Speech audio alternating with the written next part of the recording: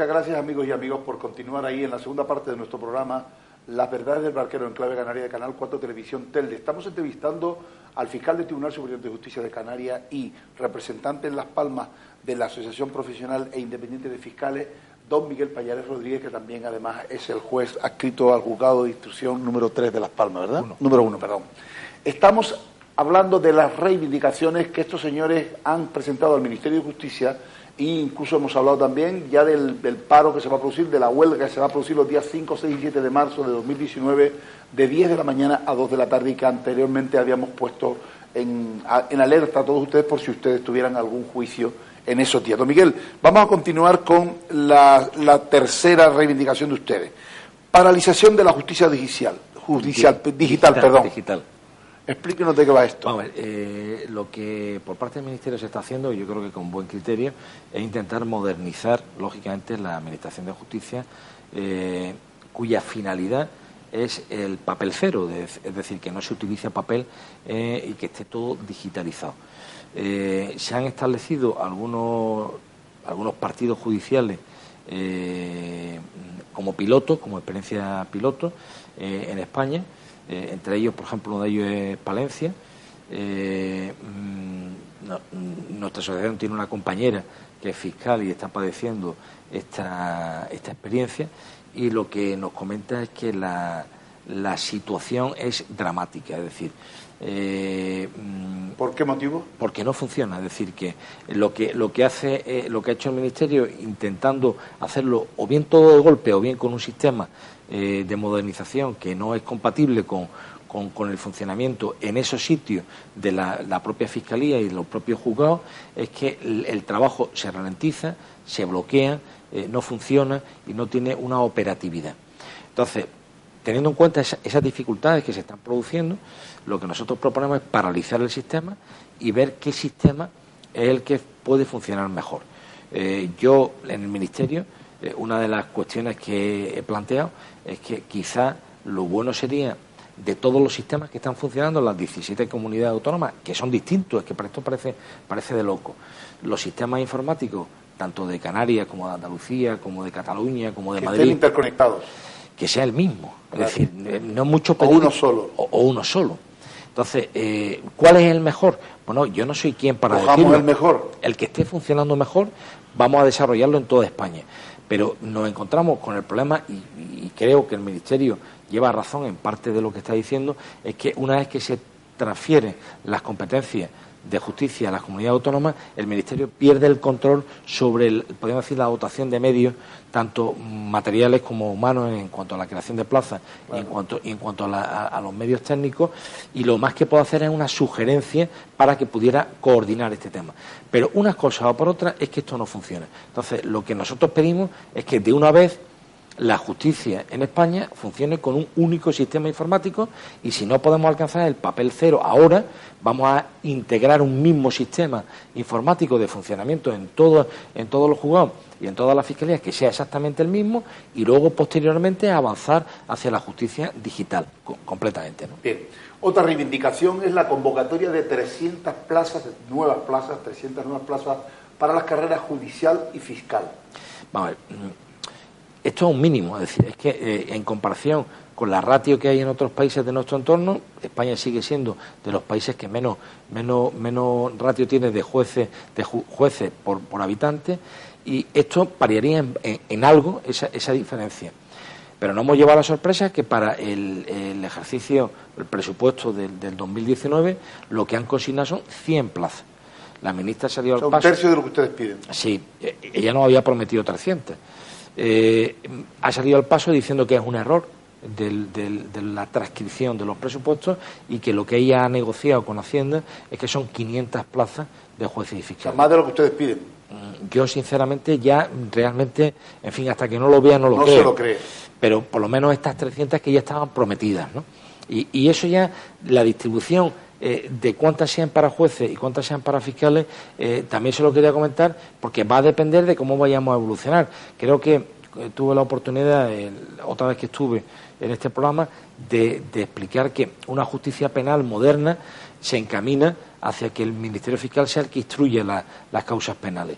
Si vamos a ir a ese modelo que era el que estaba más avanzado, con un proyecto de ley de enjuiciamiento criminal muy avanzado, en ese sentido, pues evidentemente de estas 300 plazas, como mínimo 200 tendrían que ser para fiscales. Claro. Pero claro, si ahora mismo, el 31 de enero del 2019, hablar de la instrucción para el fiscal, esto ya es el canto de la sirena, y esto es increíble porque estamos en una situación que no se avanza nada. ¿Hemos avanzado algo de mayo a esta parte? No. En ningún aspecto, ¿no? Pues en justicia pasa igual. Es decir, hay una parálisis de objetivos, de proyectos, de funcionamiento de la justicia. Hay tal parálisis que es que ya realmente lo que ya estaba más o menos claro se viene para atrás. Es decir, lo que ya teníamos más o menos avanzado de que el fiscal era el que se tenía que encargar de la instrucción, con esta situación de parálisis se ha quedado completamente parado. Bien, esta es la segunda reivindicación puramente económica de las reivindicaciones de ustedes. En primer lugar estaba lo de la asignación de jueces en cuanto al correlativo aumento de las plazas de fiscales, y ahora la petición de 300 plazas de la carrera judicial y fiscal. Vamos con la otra. Incremento de unidades judiciales, que es otro tema económico, 75 unidades judiciales, y de la plantilla de fiscales en 80, previsto en el ejercicio presupuestario del año pasado, o sea, del 2018. Efectivamente, el 2018 ya los presupuestos estaban que se creaban 75 plazas judiciales y 80 fiscales. Bueno, pues materializar esa creación, es decir, esa convocatoria urgente de oposición para esas plazas que ya estaban en los presupuestos del año anterior. Pero tampoco hemos obtenido ninguna respuesta y, de hecho, no está en marcha ningún proceso selectivo, ¿no? Eso es otra medida de carácter económico. Estamos diciendo cuáles son las de carácter económico porque, para demostrarle a todos ustedes que esto es una decisión económica, que no hay que estar estudiando, dándole vueltas al perro, sino tomar una decisión de carácter económico a través de la ley general de presupuestos del Estado y solucionar los problemas gravísimos que tiene la justicia, como estamos viendo en estas reivindicaciones. Otra más, retribución de las guardias conforme a la responsabilidad del cargo. Otro tema económico. Ya vamos por la cuarta. Sí, pero vamos a ver, es un tema económico. Me refiero de solución económica, sí. No que ustedes estén pidiendo cosas económicas. Claro, quiero decir, es económico porque todo al final se termina contemplando los presupuestos generales del Estado, pero es una cuestión de justicia. Es decir, si en la Guardia concurren tanto un personal de auxilio, que antes era agente, un tramitador y un gestor, que antes era el oficial del juzgado, junto con el secretario, con el juez y con el fiscal, evidentemente las distintas funciones son distintas. Entonces, y las distintas responsabilidades también. Entonces, todos son necesarios para formar el equipo y funcionar bien de cara al ciudadano, pero la retribución no pueden ser las mismas. Yo creo que esto lo entiende cualquier ciudadano. Claro que no. No pasa así en sanidad y no pasa así en ningún sitio, ¿no? Es decir, que yo creo que cada uno puede hacer la guardia conforme a la responsabilidad de su cargo. Claro. Eso en la policía, es lo justo, sería lo justo. En la policía, los jefes, los agentes, es decir, es que eso es así, ¿no? Pero en justicia no sé por qué nos hemos acostumbrado a esta... O sea, que según me está diciendo usted, cobra lo mismo el funcionario, con todo mi respeto a los funcionarios, exactamente igual. Cobra igual que el fiscal, que el letrado y que el juez. Exactamente lo mismo. Es la misma cuantía por la guardia, exactamente la misma. Entonces nosotros entendemos que eso habría que distinguir un poco la responsabilidad del cargo y podría estar por ahí, ¿no? Podría venir por ahí, hombre, por lo menos un incentivo para que la gravosidad de la función pueda ser un poquito recompensada, ¿no? También piden ustedes la retribución completa de las sustituciones de manera completa, no como ahora parcialmente. Esto es cuando el juez sustituye a otro compañero en comisión de servicio, además de su juzgado, tiene que hacer frente a la sustitución de otro juzgado, les pagan una parte del sueldo cuando resulta que realizan el trabajo al 100%. ¿Es así o no es así? Así, lo explica usted perfectamente. Es decir, lo que no tiene ningún sentido es que si el gobierno... es doble trabajo, porque no se retribuye doble. No, pero se lo voy a explicar muy fácil. Si la Administración recurre a contratar a un juez sustituto o a un fiscal sustituto, le tiene que pagar el sueldo íntegro. Sin embargo, si lo hacen ustedes, le pagan la mitad. Efectivamente. Le sale más barato. Para que no pidan ustedes las sustituciones y se dediquen a su juzgado. Le sale más barato. No, hay veces que incluso te obligan, porque si la baja, por ejemplo, porque sustituye a un compañero, no es de tales días, no se va a contratar a un sustituto. Ah, ¿no? Es decir, directamente... Tienen que cubrirlo los propios titulares. Es decir, no es que uno quiera o no quiera, sino que necesariamente, dependiendo del tipo de baja que haya... Yo no sabía eso. Sí, habilita... Obligatoriamente. Obligatoriamente. Entonces ya tienes que entrar tú a sustituirlo. Bien por lista voluntaria, en el caso de que haya una plantilla amplia como pasa en la Fiscalía de Las Palmas, se apunta a una serie de fiscales para sustituir al compañero en el caso de que ocurra, y entonces los que estén en esa lista tienen que necesariamente cubrirlo. Los que no se hayan presentado a esa lista no lo van a sustituir. Claro. Pero es una sustitución obligatoria porque tiene que producirse dentro de la propia fiscalía. ¿Y cuál es usted que negocia con el Ministerio directamente, cuál es la razón del Ministerio para hacer esta diríamos, proporcionalidad a la baja cuando el juzgado está cubierto igual? Es que no lo entiendo, pero es que... O la Fiscalía, vamos. Es que es más, incluso hay compañeros, por ejemplo, que casos de enfermedad de poca duración, prefiere que le sustituya a un compañero titular que lo sustituya a un sustituto, claro. Que, bueno, pues por las razones que sea, por profesionalidad... Que no es lo mismo. Te resuelve el problema y cuando tú te vuelves a incorporar tienes tu juzgado, bueno, porque la lleva muy bien. No digo que los sustitutos no lo hagan bien, pero, sí, pero que puedes correr más operativo. Efectivamente. Claro. Entonces lo que hace el Ministerio de forma cicatera, pues negar una retribución que yo creo que es de justicia. Si no se acude a la sustitución por parte del sustituto, lo que se gastaría con el sustituto debe gastárselo a los que son profesionales, ¿no? Bien, quinta reivindicación que se soluciona desde el punto de vista económico.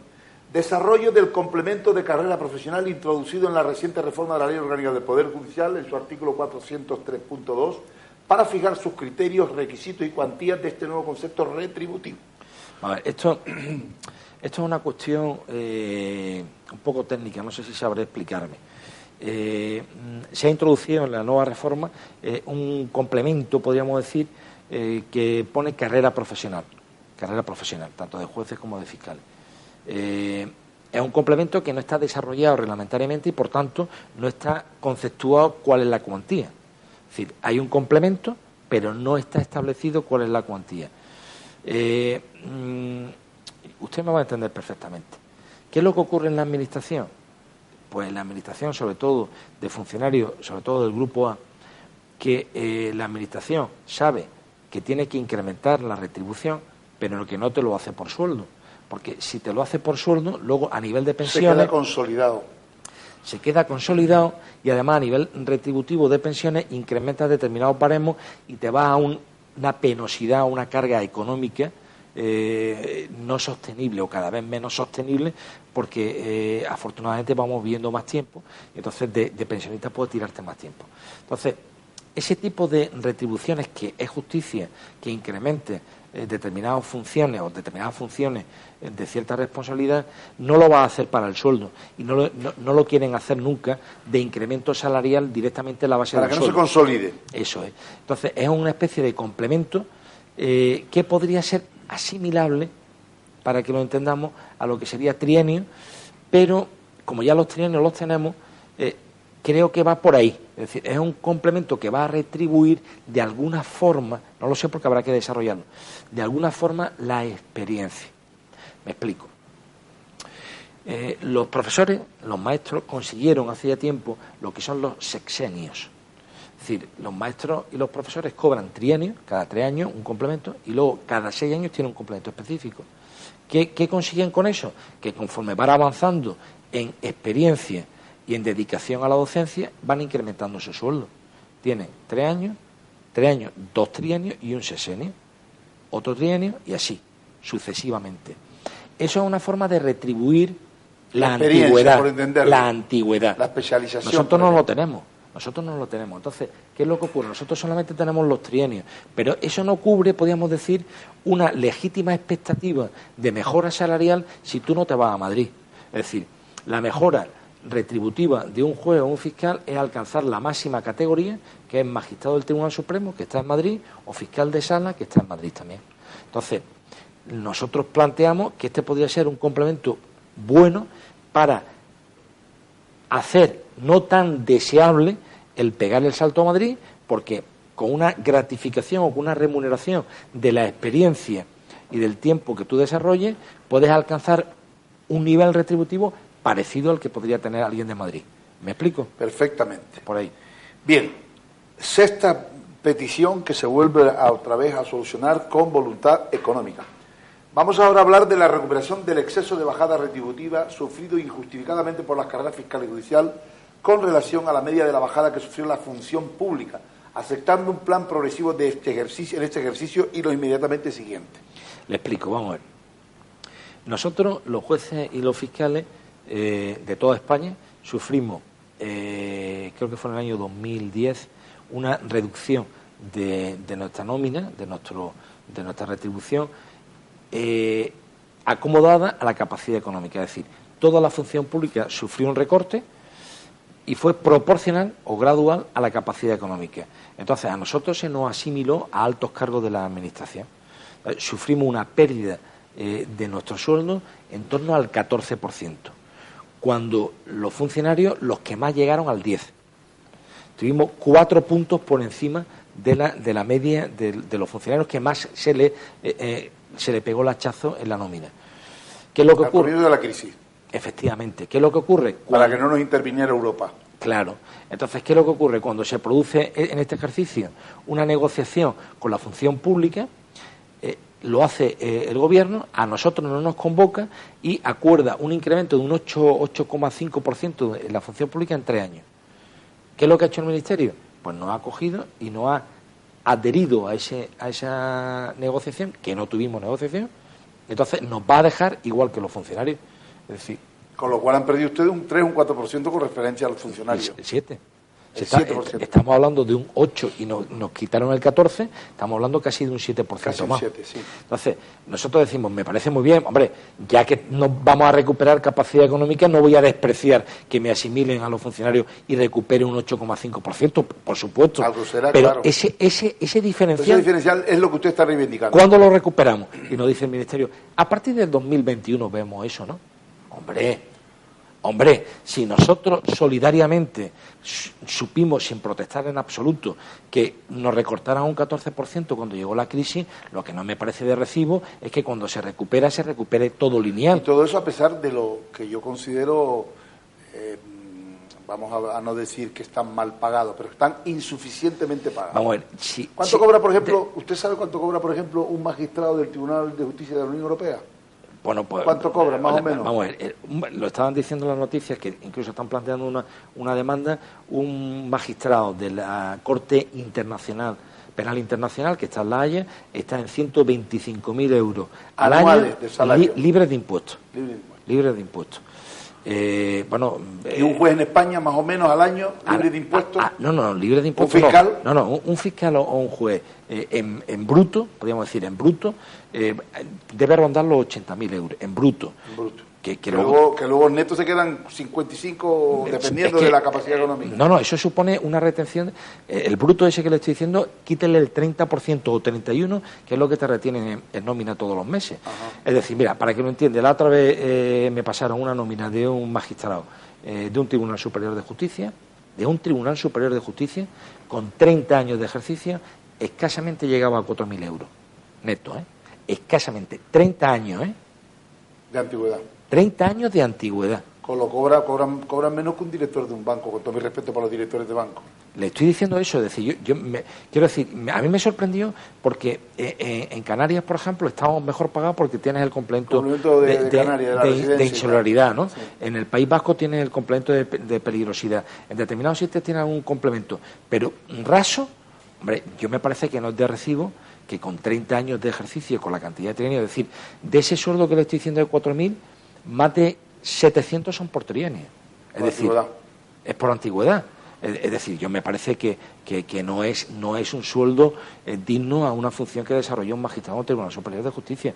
Me parece a mí. Claro, si usted me dice, compárelo con quién, pues depende, pero lo comparamos con un piloto de Ryanair. ¿Sabe cuánto gana un piloto de Ryanair? No. 125.000 euros también. Curiosamente con lo mismo que los magistrados de la Corte Penal. Lo que pasa es que este no es libre de impuestos. 125.000 euros de Ryanair. Ya no le cuento lo que puede ser de Europa. De Iberia o de Europa. O de Europa. 125.000 euros. Que también me sopló un compañero, porque curiosamente había tenido un procedimiento. Pero es que luego lo curioso, don Miguel, de esto es que cuando yo, que he tenido en bastantes ocasiones oportunidad de hablar con los altos cargos de diferentes etapas del Ministerio de Justicia, pues encima piensan que los jueces y los fiscales están bien pagados. Claro. Cuando resulta que se quejan de que los jueces, algunos, no todos, O los fiscales están todo el día dando conferencias. Es que si no dan conferencias, ya me dirá usted cuándo se van a ir de vacaciones. Con esos salarios a la baja que ponen a un juez con 30 años en 30.000 euros o 40.000 euros al año. Efectivamente, lo que le estoy diciendo. En esos casos y con esos destinos, dependiendo también del órgano que tenga, porque si el órgano está sobrecargado no te da tiempo ni a mirarte. Porque hay jueces que no salen de su despacho. Y hay fiscales lo sé.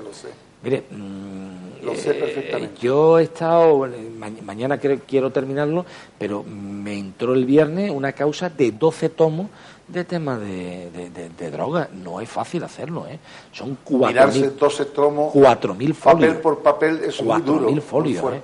Pero claro, tienes que hacerlo con cierta celeridad, porque además están presos, es decir, es una causa con presos y es urgente despacharla. Eso es agotador. Es agotador. Es decir, depende también del destino. Si tú tienes un destino que es relativamente cómodo, entre comillas, porque también lo hay, no le voy a decir que toda la justicia esté absolutamente sobrecargada, pero la inmensa mayoría de los órganos, sobre todo los órganos de primera instancia, están muy cargados. Efectivamente. Sí. Sí, no, desde luego, y además si queremos una justicia de calidad y una justicia que se llame realmente justicia, no solo por la celeridad, sino que tiene que ser una justicia de calidad, una justicia fundamentada en derecho. No puede ser como hacen algunos jueces que por quitarse el papel de encima ponen 4 hechos probados, que luego la audiencia o las salas tienen que revocárselas porque no, y por insuficiencia de hechos probados. El estudio del derecho requiere tiempo, espacio y reflexión, porque no estamos haciendo un contrato de arrendamiento. Eso es lo que le iba a decir. Estamos condenando a una persona, por ejemplo, a la cárcel, ¿no? Claro, y que si uno ve la justicia y si uno, encima de que está esperando la respuesta que obtiene de la justicia, es una respuesta insatisfactoria, deficiente, de mala calidad, pues yo creo que ya el cabreo del ciudadano es todavía más justificado. Debemos acudir en consonancia con lo que estamos hablando, que no se ha puesto en la nota de prensa que hemos enviado, pero aparte de 3 días de paro parcial, que luego entraremos en las dificultades que vemos en su seguimiento y en las dificultades que puede tener y las consecuencias, es que de forma simultánea o inmediatamente después lo que vamos a proponer a todos los jueces y a todos los fiscales es trabajar a reglamento. Y trabajar a reglamento supone colapsar también la justicia. ¿Por qué? Porque los módulos del Consejo General del Poder Judicial establecen una serie de topes, lo que se entiende que es el 100% del trabajo normal, o podríamos decir que no afecta a la salud y a la integridad de una persona. Bueno, pues en muchos órganos, y casi todos los de Canarias, están sobrepasando ese módulo. Si nosotros proponemos, si no nos atiende estas reivindicaciones el Ministerio de Justicia, ir a la huelga, ir a trabajar a reglamento, cuando un juez llegue al tope de asuntos del 100%, hasta aquí hemos llegado este mes. ¿Qué es lo que ocurre? Si el tope, no lo sé, pero imagínese que está en 30 sentencias al mes, que ya son sentencias, es una al día.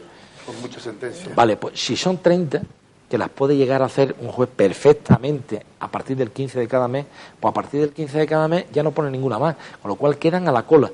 No tiene ningún tipo de responsabilidad porque el Consejo ya le ha dicho que ha cumplido el 100% de su módulo, luego está trabajando al 100% y vamos a ir a reglamento. Eso va a retrasar aún más. Y nadie les puede sancionar porque ustedes están dentro del reglamento. Efectivamente. Entonces, si el Ministerio lo sabe, si el Consejo General del Poder Judicial sabe que estamos trabajando por encima de lo que es aconsejable, de los módulos asignados a cada tendría que al menos tener un gesto y empezar a resolver esto, a empezar a resolver la justicia. Yo, don Miguel, usted me va a perdonar que yo sea muy pesimista porque conozco la justicia de hace casi 40 añitos, la vivo por dentro, conozco mucho la justicia y yo lo digo a mis compañeros, amigos y fiscales y jueces, si ustedes no van a la huelga general indefinida, ustedes no van a conseguir ese dinero. Vale, estos 3 días... Ojalá las consiga y me equivoque yo, ¿eh?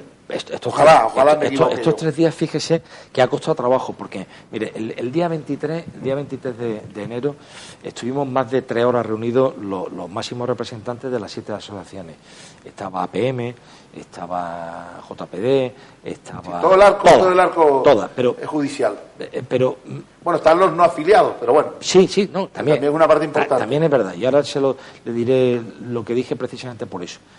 Pero la APM reúne en su... Que es la mayoritaria en el, sí, en el pero reúne en su seno, podríamos decir, los jueces y magistrados más reacios a la huelga, a las medidas de presión. Claro. ¿Por qué? Porque en el fondo, y es curioso, yo creo que esto también lo va a entender el ciudadano fácilmente, en el fondo lo que subyace entre los jueces y los fiscales es que a nosotros somos funcionarios, pero al mismo tiempo somos poder del Estado. Entonces, hay tres poderes: el Ejecutivo, el Legislativo y el Judicial. Entonces, no se concibe que un poder del Estado se pueda poner en huelga. Entonces, claro, ¿cómo es posible que se pueda poner en huelga un poder del Estado? Así me lo han dicho algunas veces algunos políticos y algún ministro de Justicia, ¿no? Y yo, la contestación que yo le he dado, digo, yo ese tema, ese axioma, como se dice ahora, se lo compro perfectamente. Digo, pero déjeme usted autonomía presupuestaria. Claro. Autonomía de la elección y presupuestaria, y verá usted cómo se acaban las huelgas. Ya no hay problema, déjeme usted ser autónomo. No le van a dar nunca. Deje usted al Poder Judicial tener autonomía, porque ¿quién se pone el sueldo del presidente del Gobierno y los ministros? Ellos mismos, el Ejecutivo. ¿Quién se pone el sueldo de los diputados? Ellos, ¿no? ¿Y quién nos pone el sueldo a nosotros? El Ejecutivo también y el Legislativo. Y todos los medios. Es decir, tienes a un poder que en fachada es independiente y no lo deja ser nunca. No lo deja ser nunca independiente. Entonces, si nosotros realmente pudiéramos tener autonomía para autorregularnos... Presupuestaria y autonomía de funcionamiento. Entonces no iríamos a la huelga, se lo aseguro claro yo. Que no, porque no tendríamos ninguna necesidad. Pero el problema está ahí. Bueno, pues estos paros parciales... créame que los 3 días yo notaba al representante de APM que tenía ciertas dificultades para decir, es que claro, nosotros como representantes de las asociaciones, si hacemos esto nos sometemos a una especie de reválida. Es decir, si nosotros convocamos y no nos siguen nuestros compañeros y es un fracaso el desarrollo de la huelga, estamos acabados. Es decir, ya si hemos disparado esa bala y nos falla, ya nos hemos quedado sin fuerza. Claro. Entonces tenemos que ser muy cautos y tenemos que convencer que o hacemos esto o no mejoramos la justicia. Y tenemos que convencer a los propios compañeros que integran la carrera judicial y la carrera fiscal. Por eso hemos ido a paro. Sí, a ustedes, y me perdona que le interrumpa, yo veo en a ustedes algunas grietas. O sea, la unanimidad y la solidaridad entre su carrera y la judicial no es la deseable. Hay mucha gente que no comulga con este tipo de cuestiones y ese es un problema que ustedes tienen también que atajar. Porque el Ministerio por ahí es donde le va a dar. Claro, por eso le decía yo que cuando estaba el 23 hablando con los compañeros, yo se lo decía, digo, llega la hora de asumir la función que tenemos, de jugárnosla, evidentemente, y luego de convencer a los no asociados. ¿Por qué digo convencer a los no asociados? Porque el mensaje que nosotros estamos dando a la carrera fiscal y a la carrera judicial, cuando todas las asociaciones firmamos esto, firmamos una nota de prensa, hacemos una convocatoria de huelga, hacemos una convocatoria de manifestación y lo hacemos las 7 asociaciones, la idea que se transmite al juez y al fiscal que no está asociado, es decir, oye, a mí, yo no me quería asociar a ninguna, pero cuando van todas, sí me están representando a mí. Claro. Efectivamente. Porque ya no hay color político, ni idea, ni ideología, ni historia. Cuando estamos los 7 y digo, tenemos que mantener la unidad a costa de lo que sea. Eso es fundamental para ustedes. Si no estamos de acuerdo en 3 días, lo ponemos en 1. Si no estamos de acuerdo en 4 horas, lo ponemos en 2. Pero la medida que tengamos que decidir tiene que ser entre todos. Claro. Porque eso es importantísimo. Y muy importante. A ese resultado hemos llegado. O sea, a ese resultado hemos llegado y yo creo que precisamente eso es lo que nos dota de credibilidad. De cara a la sociedad y de cara al resto de compañeros, que usted sabe que la inmensa mayoría no está asociada a ninguno. Bien, séptima reivindicación que también se soluciona con decisiones políticas, pero de carácter económico. Inclusión de la partida de 7 millones de euros en el capítulo 1 de los presupuestos generales del Estado o, en su caso, la autorización del Ministerio de Hacienda para su reparto entre las carreras judicial y fiscal. Bueno, esto era una cuestión que derivaba del anterior equipo ministerial.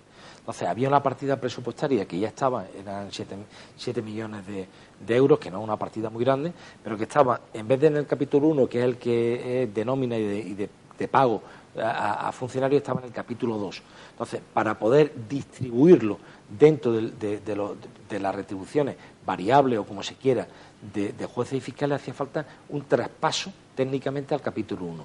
Bueno, pues eso se nos viene prometiendo desde hace un año, pero todavía no ocurría. Es decir, es una petición que no supone incremento económico porque ya está, es decir, esa partida ya está. O sea, lo único que se trata es de una cuestión meramente técnica de pasarla de un capítulo a otro, pero no supone ningún incremento presupuestario. Pero es que ni siquiera eso, que es tan fácil, se hace. Ni siquiera eso que es tan fácil se hace. Pero bueno, no hay voluntad política. Que no hay ni siquiera incremento. Es decir, le estoy diciendo pasarlo de un capítulo a otro, pues tampoco.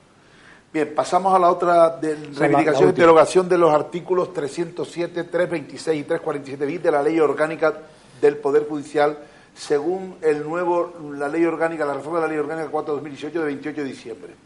Para volver a la anterior redacción, bueno, ¿qué es lo que quieren ustedes con este tema? Esto es simplemente que lo que ha hecho... esto es una cuestión más técnica de jueces, lo podrían explicar ellos mejor, porque es una cuestión de escuela judicial. Entonces, lo que se ha hecho en la última reforma es, de alguna forma, precarizar las condiciones laborales de los jueces que están desarrollando la actividad de teórico-práctica de la escuela para prolongarle la función de práctica, siendo auxilio de determinados órganos judiciales. Entonces, lo que pretenden los jueces... Como un refuerzo. Efectivamente, lo que pretenden los jueces es que no se utilice a los jueces que hacen falta ya, que estén en sus órganos de destino y estén poniendo sentencias al mismo nivel que sus compañeros, que no se estén utilizando de forma práctica para salvar la situación de algún juez en particular, pero que estén demasiado tutorizados, ¿no? Con una tutela, ¿no? Pero es una cuestión más técnica que de los jueces que otra cosa. Estas renuncias, repito, no implican que ustedes renuncien a las 18 propuestas que hicieron el año pasado también con motivo de las huelgas que llevaron a cabo. Efectivamente. Las anteriores siguen... Estas son independientes de aquellas. Estas, podemos decir, para que me entienda el telespectador, estas propuestas son unas propuestas de mínimo que pueden ser resueltas por el Gobierno sin necesidad de reformas legislativas que no estén en su mano y que no suponen un esfuerzo económico considerable como para que no las pueda abordar. Si esto el Gobierno lo hace, de aquí a marzo, entenderemos que la voluntad cambie y que hay una auténtica voluntad de negociar las 14 que habíamos propuesto más las 4 de fiscales, ¿no? Que era fundamentalmente autonomía, el 324 y tal. Pues esas propuestas ya empezaríamos a negociar con el Ministerio un calendario más amplio, pero veríamos que la actitud del Gobierno es receptiva a nuestras peticiones. Si esto no se aborda de aquí al 5 de marzo, pues estamos abocados al paro parcial y a tener que funcionar a reglamento. Esa es la perspectiva que hay. Bien, han visto ustedes que son me parece que son 8, 9, 12 reivindicaciones o aproximadamente, que son independientes de aquellas que se hicieron, vuelvo a repetir, el pasado año y que también la explicó aquí junto con otros representantes de otras asociaciones que en este caso no han podido estar aquí hoy con nosotros, las explicaron ellos en el programa que hicimos precisamente para dar a conocer a la ciudadanía cuáles eran las peticiones de estos profesionales de la justicia, de este poder tan importante del Estado como es el poder judicial, para solucionar, fundamentalmente para agilizar, para modernizar y para solucionar en gran parte el atasco que tienen nuestros órganos judiciales y tratar de que sea una justicia rápida y eficaz, porque sabemos todos que esta justicia que hoy en día se imparte en España en algunos órganos judiciales que son tan lentas no termina de ser justicia. Don Miguel, nosotros hemos casi ya consumido, pues nos faltan 3 minutos para terminar el programa, llevamos casi hora y media de programa y yo no me quiero marchar de aquí sin que usted nos diga qué hace falta de forma telegráfica, mirando la cámara para los que no nos entiendan, para solucionar de forma inmediata y rápida la agilidad de la justicia, que sea más rápida y más eficaz. Bueno, a grandes rasgos. Sí, a grandes rasgos. Yo les podría decir que la justicia es un servicio público y al mismo tiempo es un poder. Entonces, esa es la complejidad que tiene. Hay que intentar independizar ese poder, por una parte. Eso es básico. Para que el ciudadano tenga confianza en la justicia, el Poder Judicial tiene que ser completamente independiente. No podemos despolitizarlo. Efectivamente, y no podemos renunciar a eso. Por eso le digo que es una moneda que tiene dos caras. Por una parte es Poder Judicial y por otra parte es servicio público. Eso no le pasa a ninguna otra administración. La administración siempre son servicios públicos, pero no son poderes, están dentro del Ejecutivo. Bueno, pues la justicia es completamente distinta. Entonces, la cara de Poder Judicial hay que reforzarla, como sea. Hay que intentar despolitizarla lo más posible. Tanto el Poder Judicial en sí, Consejo General del Poder Judicial, como el Ministerio Fiscal y lo que hemos estado hablando del Fiscal General del Estado. Y la otra cara de la moneda es servicio público. Y el servicio público lo tiene muy fácil. Se han mejorado carreteras, se han mejorado hospitales, se han mejorado colegios, institutos. Se ha mejorado, en España ha dado un salto aeropuertos, AVE, puertos.